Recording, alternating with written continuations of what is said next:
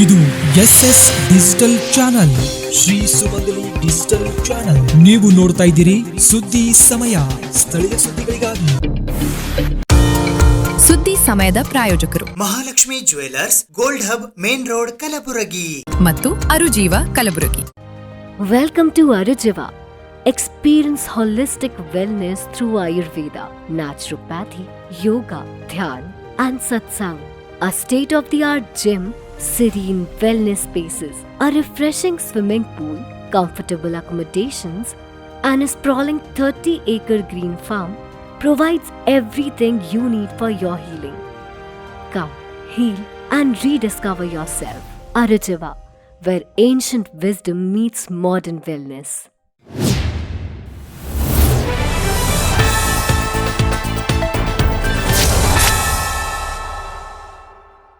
ಸುದ್ದಿ ಸಮಯಕ್ಕೆ ಸ್ವಾಗತ.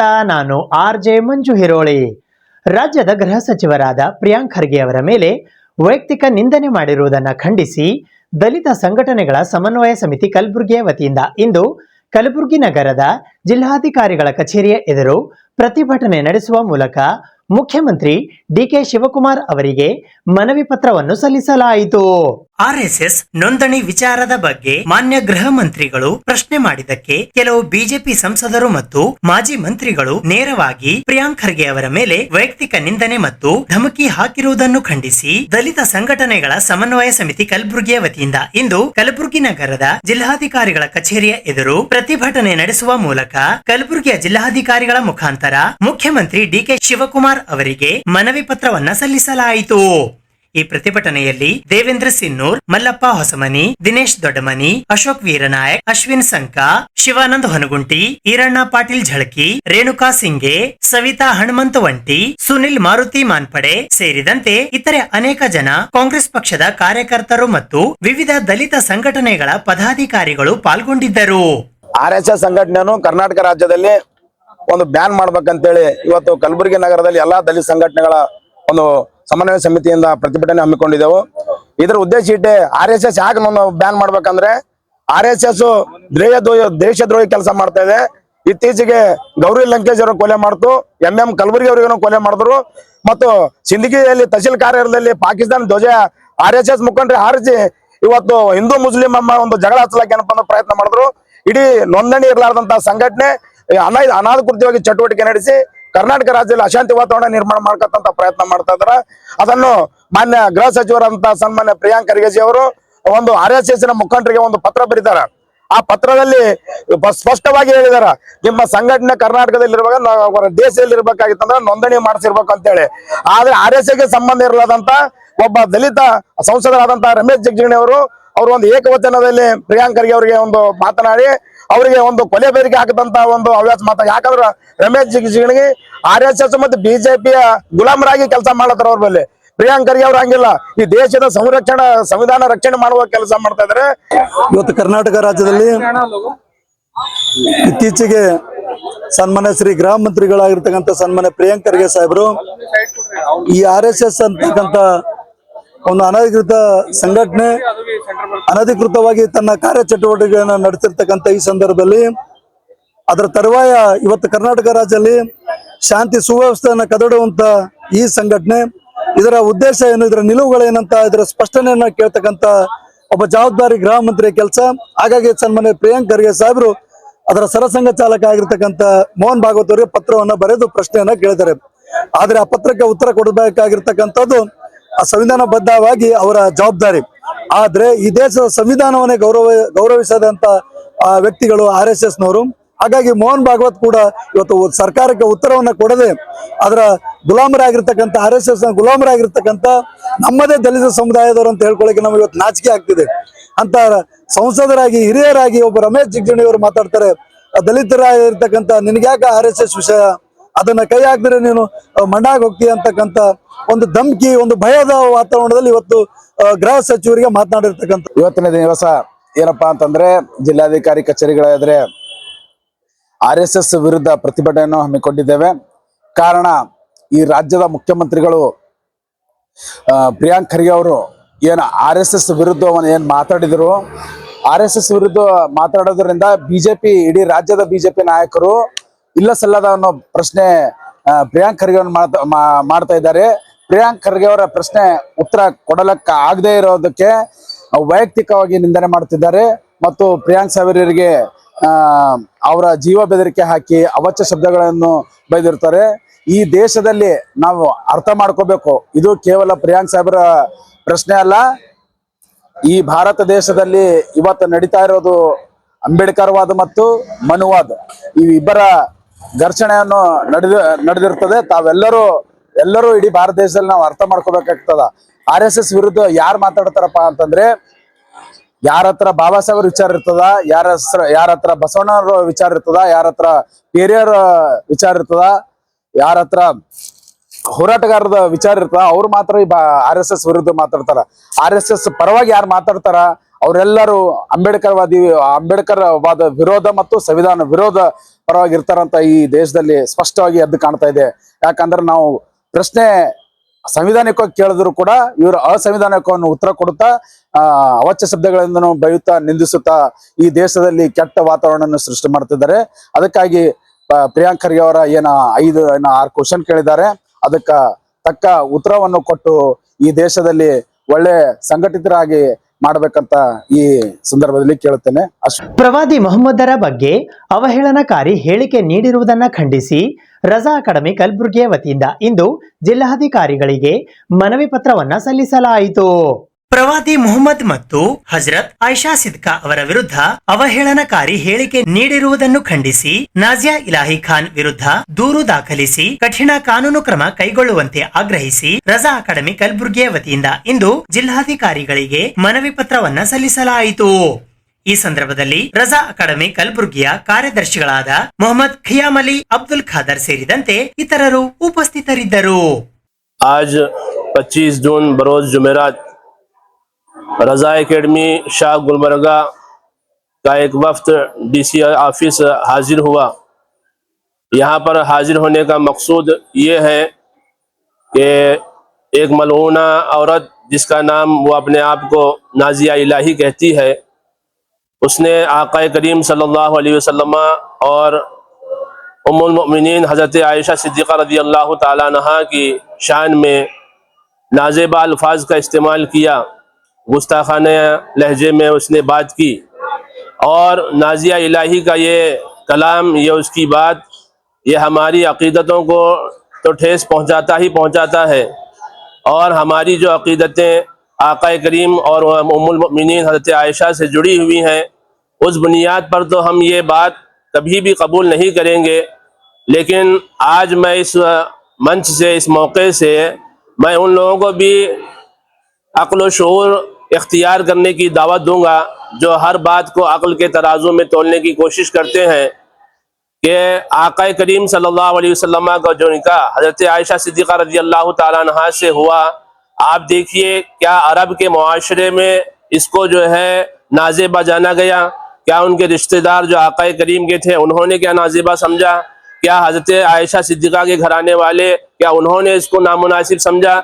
हत्ता के कुफ़ार और मुशरिकीन जो थोड़ी थोड़ी चीज़ों के ले करके आक़ा करीम सल्लल्लाहु अलैहि वसल्लम की शान में गुस्ताखी करते थे, तानो तशनी करते थे, तो उन कुफ़ार और मुशरिकीन ने क्या इस निकाह को बुरा जाना? आज ताज्जुब होता है इस बात पर कि हमारा मुआशरा एप्स्टीन फाइल पर जो है कुछ नहीं कहेगा। वो जो चीज़ें जो गैर इंसानी गैर अखलाकी मारी से वजूद में आई उसके बारे में तो कोई मुंह खोलने के लिए तैयार नहीं है, लेकिन एक पाकीज़ा निकाह जो उस ज़माने में किसी भी एतबार से बुरा नहीं समझा गया, उस पर जो है हम अपना मुंह उठा के बयान देने की कोशिश करते हैं। लिहाजा मैं आज इस DC ऑफिस से हमारे जो ज़िम्मेदारान हैं उनसे गुजारिश करूंगा कि इस मलऊना के खिलाफ FIR दर्ज की जाए और हमारे जो अक़ीदतों का शब व रोज़ उस पर जो शब खून मारा जा रहा है उससे हमें हिफ्ज़ व अमान अता करें। लिहाजा मेरी यही गुजारिश है यहाँ के ज़िम्मेदारान से। अब इसके बाद हम पुलिस कमिश्नर साहब के पास भी जाएंगे और वहाँ पर भी एक मेमोरेंडम और याददाश्त वहाँ पर पेश करेंगे। अस्सलामु अलैकुम वरहमतुल्लाहि। ಸುದ್ದಿ ಇನ್ನು ಇವೆ, ಸದ್ಯಕ್ಕೆ ಬ್ರೇಕ್. ಇದು SS ಡಿಜಿಟಲ್ ಚಾನಲ್, ಶ್ರೀ ಸುಮಂಗಲಿ ಡಿಜಿಟಲ್ ಚಾನಲ್. ನೀವು ನೋಡ್ತಾ ಇದ್ದೀರಿ ಸುದ್ದಿ ಸಮಯ, ಸ್ಥಳೀಯ ಸುದ್ದಿಗಳಿಗಾಗಿ. ಸುದ್ದಿ ಸಮಯದ ಪ್ರಾಯೋಜಕರು Mahalakshmi jewellers, gold hub, main road, Kalaburagi ಮತ್ತು ಅರುಜೀವ Kalaburagi. Welcome to Arujiva. Experience holistic wellness through Ayurveda, naturopathy, yoga, dhyan, and satsang. A state-of-the-art gym, serene wellness spaces, a refreshing swimming pool, comfortable accommodations, and a sprawling 30-acre green farm provides everything you need for your healing. Come, heal, and rediscover yourself. Arujiva, where ancient wisdom meets modern wellness.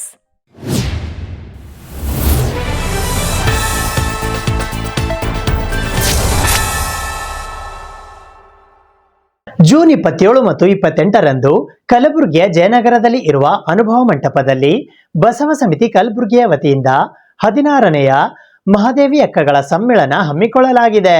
ಕಲಬುರಗಿಯ ಬಸವ ಸಮಿತಿಯ ಅಕ್ಕನ ಬಳಗವು ಸತತವಾಗಿ 16 ವರ್ಷಗಳಿಂದ ಪ್ರತಿ ವರ್ಷ ಮಹಾದೇವಿ ಅಕ್ಕಗಳ ಸಮ್ಮೇಳನವನ್ನು ನಡೆಸಿಕೊಂಡು ಬರುತ್ತಿದೆ. ಇದೇ ತಿಂಗಳು ದಿನಾಂಕ 27 ಮತ್ತು 28ರಂದು ಜಯನಗರದಲ್ಲಿ ಇರುವ ಅನುಭವ ಮಂಟಪದಲ್ಲಿ ಮಹಾದೇವಿ ಅಕ್ಕಗಳ 16ನೇಯ ಸಮ್ಮೇಳನ ಜರುಗಲಿದೆ.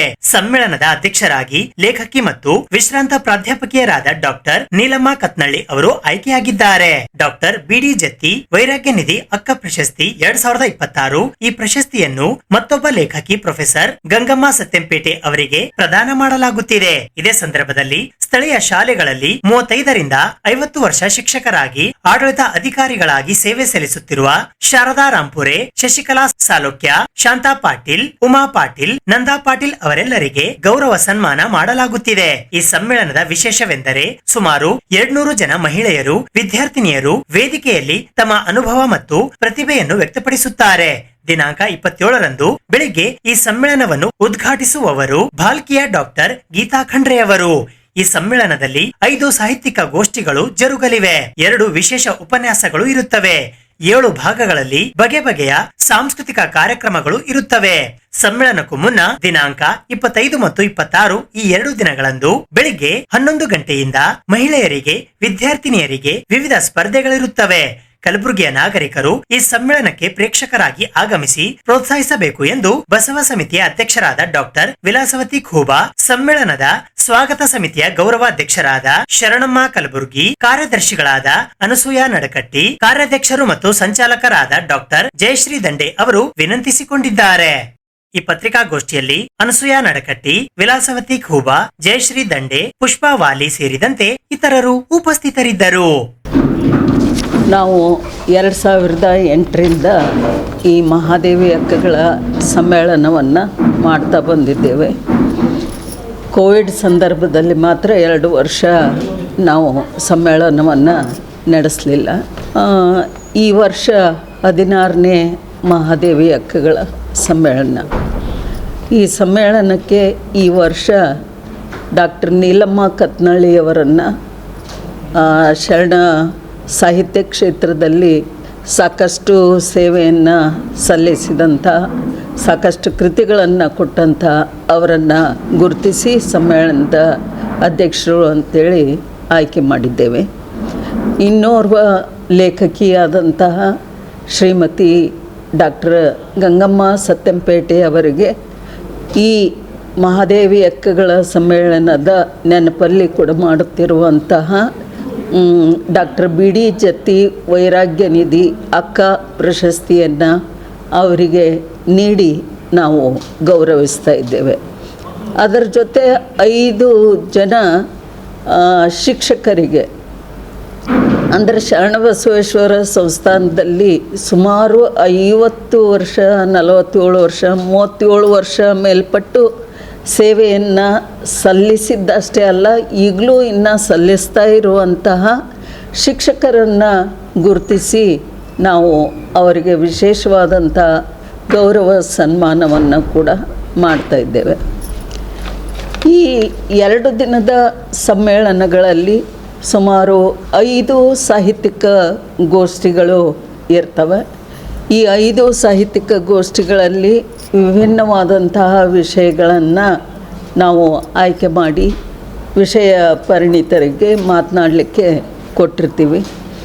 ಹಾಗೆಯೇ ಈ ಸಾರಿ ಇನ್ನೊಂದು ಏನು ವಿಶೇಷ ಅಂತ ಅಂದ್ರೆ, ಈ ಹೆಣ್ಮಕ್ಕಳನ್ನು ನಾವು ಗೃಹಿಣಿಯರಿಗೆ ಹೆಚ್ಚಿನ ಆದ್ಯತೆಯನ್ನು ಕೊಡುವ ಹಾಗೆಯೇ ಈ ವರ್ಷ ಒಂದು ಗೋಷ್ಠಿಯಲ್ಲಿ ಸಂಪೂರ್ಣವಾಗಿ ವಿದ್ಯಾರ್ಥಿನಿಯರೇ ಮಾತನಾಡುವ ಹಾಗೆ ಕೂಡ ಆಯೋಜನೆಯನ್ನು ಮಾಡಿದ್ದೇವೆ.